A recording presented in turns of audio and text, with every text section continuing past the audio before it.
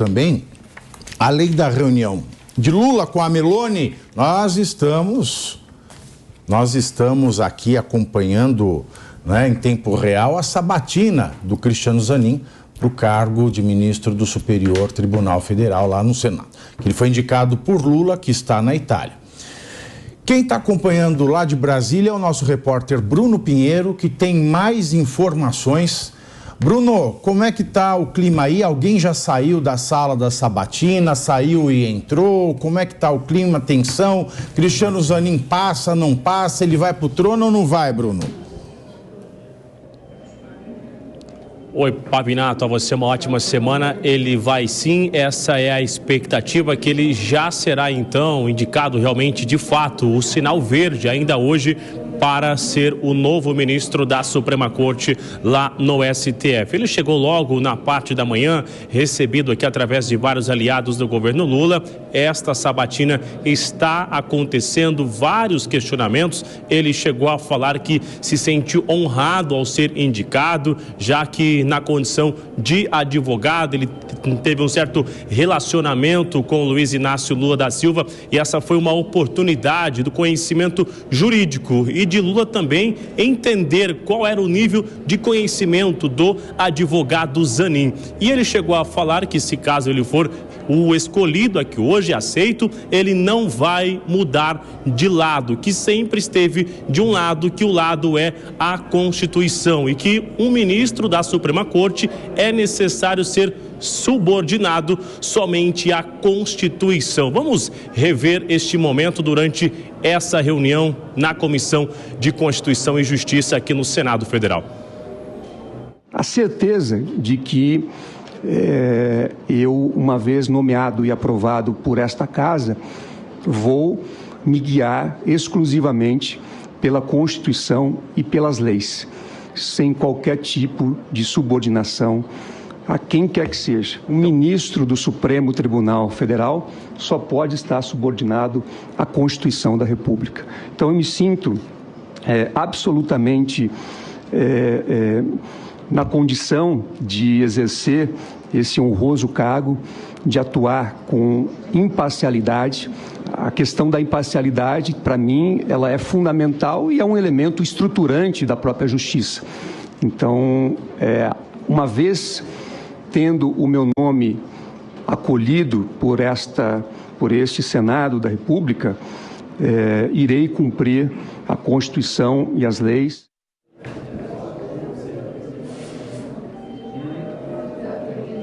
Ele ainda relembrou durante essa explicação que durante os últimos dias ele fez várias visitas, visitou vários senadores e várias lideranças também, e entendeu que a democracia é muito importante. Houve um encontro que era muito aguardado, o encontro de Zanin, advogado na Operação Lava Jato, e do ex-juiz, o senador Sérgio Moro, que fez várias perguntas ao advogado e futuro ministro do STF, inclusive se ele vai se declarar impedido em algum julgamento, em algum assunto que ele já tenha atuado como advogado. Vamos ouvir a resposta do advogado Zanin.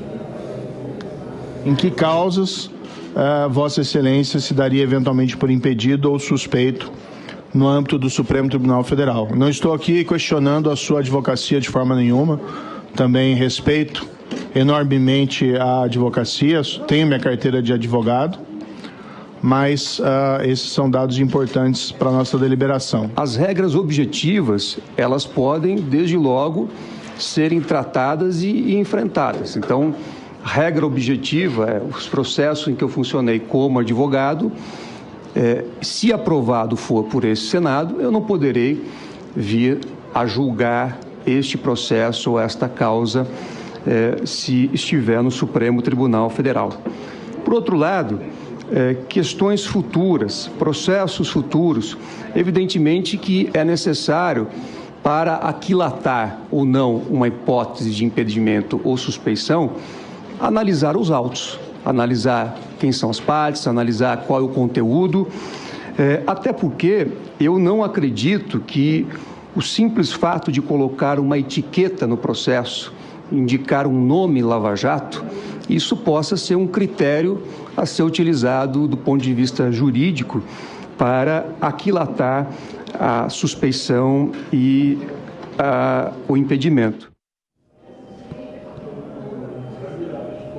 Essa reunião ainda está acontecendo, restam vários senadores que vão realizar diversos questionamentos e a expectativa é que seja analisado o nome de Zanin ainda hoje aqui no plenário do Senado Federal. Então será uma longa reunião, uma longa agenda nesta quarta-feira. A gente vai continuar acompanhando. Eu volto com vocês nos estúdios. Obrigado, Bruno. Qualquer novidade, por favor, irrompa esta transmissão, que nós estamos bastante curiosos. Só uma pergunta. Não tem nenhuma boca de urna aí em Brasília, um bolão de apostas, um mercado de apostas? Quanto é que vai ser esse placar? Está todo mundo curioso com isso. Eu já havia respondido que será uma longa reunião. Alguns nomes que já se inscreveram, realizaram os questionamentos e já foram respondidos, eles fizeram uma solicitação que iniciasse a votação. Então, uma forma um pouco diferente. A votação está acontecendo durante a sabatina. Ele está respondendo e a votação está acontecendo de forma simultânea. Então, logo no início, alguns nomes que já fizeram as suas indagações e já foram respondidos, já realizaram também a votação, até para continuar a agenda e não ficar esperando ali encerrar essa reunião. Aqui se fala em algo em torno de 55 votos, é a expectativa, alguns nomes chegam a falar um pouco mais, então vamos aguardar de fato o resultado final, mas respondendo, essa votação já está acontecendo durante as respostas do indicado da Suprema Corte, o advogado Zanin. Muito obrigado, Bruno Pinheiro. Nós continuamos daqui com esse debate, porque tem uma coisa interessante, né? O presidente indica alguém que tem notável saber jurídico para ocupar uma vaga no STF, e esta pessoa indicada, ela é sabatinada, ou seja, ela é questionada pelo Senado, e é o Senado que diz que aprova ou não. O Legislativo brasileiro, ele é o mais representativo dos poderes, porque ele representa o povo, mas ele representa o povo na Câmara dos Deputados e representa os estados no Senado, né? Assim, é tudo a mesma coisa, mas a teoria é essa, né? Porque não representam ninguém, nem lá nem cá, essa aqui é a grande verdade, só representam a eles mesmos e olhe lá. Bom, o Senado, ele se diferencia da Câmara por duas questões. Primeiro, se fala numa senioridade. Não é uma bobagem danada, mas tem são pessoas mais sambadas na vida, que rodam melhor o bambolê sem deixar a peteca cair, e eles representam os estados, né? Bom, tem uma pesquisa que foi feita pela Quest que diz que 55% da população desaprova a aprovação de Zanin. 22% aprovam e 23% não souberam responder, né? Ninguém sabe. Então, se o Senado faz parte desse sistema representativo, o Zanin não devia ser aprovado, porque está em desacordo com a população brasileira. Isso mostra que o nosso sistema representativo não representa o povo. Não representa o povo. Ainda mais quando a gente olha que uma das maiores apoiadoras da indicação do Cristiano Zanin para o Supremo Tribunal Federal é a advogada pessoal do Jair Bolsonaro, a Karina Cufa, por exemplo.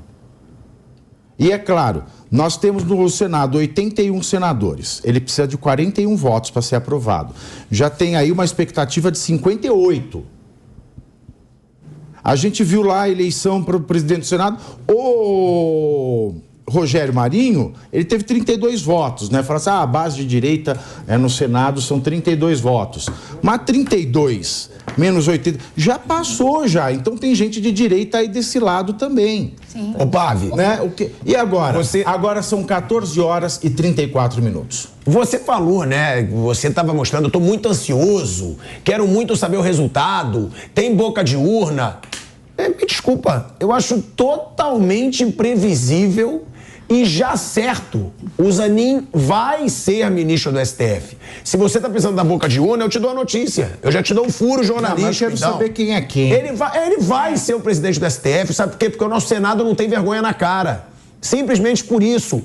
Os senadores de direita, eu vou falar de novo, não representam a direita hoje em dia. Deputados eu vejo alguns. Senadores eu vejo quase nenhum. Quase nenhum senador representa direito à direita no Senado. É uma vergonha o que a gente vê no Senado. É uma vergonha ter dado meu voto para algum desses senadores. Por quê? Porque a gente sabe o que vai acontecer. Eles já babaram o ovo do Zanin antes da sabatina. Já vieram elogiar, já falaram que precisa ter uma boa relação, já estão dando desculpinha para votar a favor. E me desculpa, quem é conservador de verdade? Quem foi eleito por conservador não pode aprovar a sabatina do ex-advogado do Lula como ministro do STF. Ah, pilhado, você sabe tudo de justiça? Não, não sei nada. Mas eu sei que o Zanin é advogado do Lula. Eu sei que o Zanin tem uma relação pessoal com o Lula. Então, quem é de direita de verdade, quem é senador, quem representa o povo de verdade, não tem que vir com essa lorota, fazer uma boa politicagem. Já não estão fazendo politicagem nenhuma para defender os conservadores no Brasil. Se é esse o argumento que eles querem dar, que tem que ter um bom relacionamento, o bom relacionamento deles só está prejudicando o conservadorismo no Brasil. Eles não estão fazendo nada, em sua grande maioria, pelo Brasil. E aí, Pavi, eu também quero levantar um debate para depois, que eu sei que vão ter que falar aqui sobre o Zanin, que o meu grande questionamento, não falava na época do Bolsonaro e deveria, porque eu ainda não falava tanto sobre política. Mas eu sei que sempre foi assim. Agora, é um questionamento, para mim, muito previsível. Por que para todo grande cargo da justiça brasileira, a gente tem concursos dificílimos e para ministro do STF, que é o principal cargo da justiça no Brasil, é uma indicação do presidente. Isso não é certo. E eu digo pelo Bolsonaro também. Quando foi indicado pelo Bolsonaro também. Se eu quero ter representando a justiça do meu país, o cara que é um dos que mais sabem de justiça no Brasil. Ou seja, um concurso. Imagina um concurso para 11 ministros do STF. Para você passar. Você não tem que passar quando você quer ser médico, quando você quer ser juiz, quando você quer ser promotor. Por que o ministro do STF? Porque é muito previsível que ele vai ser a favor do Lula. Como é previsível que o que foi colocado pelo Bolsonaro haja a favor do Bolsonaro. André Mendonça. Isso não é uma falha da nossa justiça? A gente ter ministros que representam o povo brasileiro, a justiça para o povo brasileiro, sendo indicados pelo presidente. Eu acho muito, questionável. Espera até chegar nas indicações do Conselho das Empresas Estatais. Isso nem vai pra mídia. Sim, mas é o que eu falo, é questionável isso. Não é só o caso do Zanin, não, eu tô falando no geral. E a gente sabe que os senadores de direita não vão fazer nada para que isso seja evitado. Porque se a boca de urna dá 58, dos 32 que votaram no Marinho, 9 já vão votar no Zanin. É que, na realidade, tem uma questão interessante aí que a gente vê essa movimentação. Na verdade, no início, Zanin não era apoiado nem por uma turma da esquerda. É claro que eles vão votar em conjunto, mas porque essa turma da esquerda falava, a gente não sabe como ele pensa sobre pautas de direitos humanos. E, inclusive, vão ser muitas perguntas nessa sabatina direcionadas a isso. A aborto, uso de drogas, porque Zanin não falava sobre isso, porque não vinha no momento, né? Então, parte da esquerda já não era tão a favor, mas vai votar, claro que tudo a favor.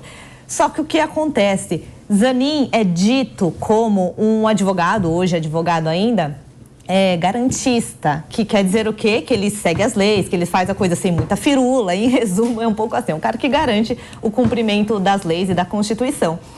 E para os senadores é muito melhor que você tem um cara ali, primeiro que eles têm medo de votar contra e o cara virar ministro. Exato, é isso. É tudo rabo preso sempre.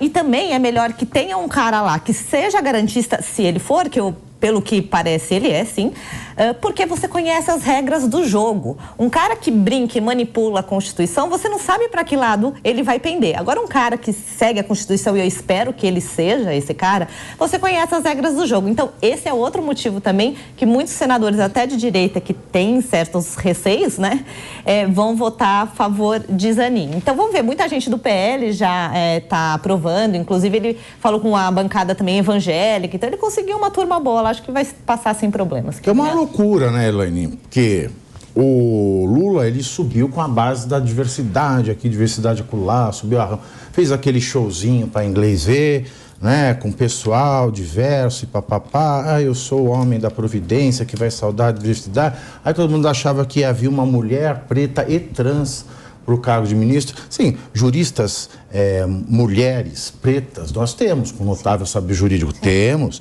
Por que não foi indicada? Aí ele indicou, como diz o professor José Eduardo Faria, que é o decano dos catedráticos no Largo São Francisco, né? Ele falou o seguinte: o que a gente está vendo ultimamente, isso se repete agora, são pessoas do baixo clero jurídico, sem notabilidade, sem contribuição para a ciência do direito nenhuma, que estão subindo para jogar causas, inclusive as minhas, que sou decano do Largo São Francisco, que tem um currículo maravilhoso, e ele vai julgar a minha petição. Como é que pode uma coisa dessa?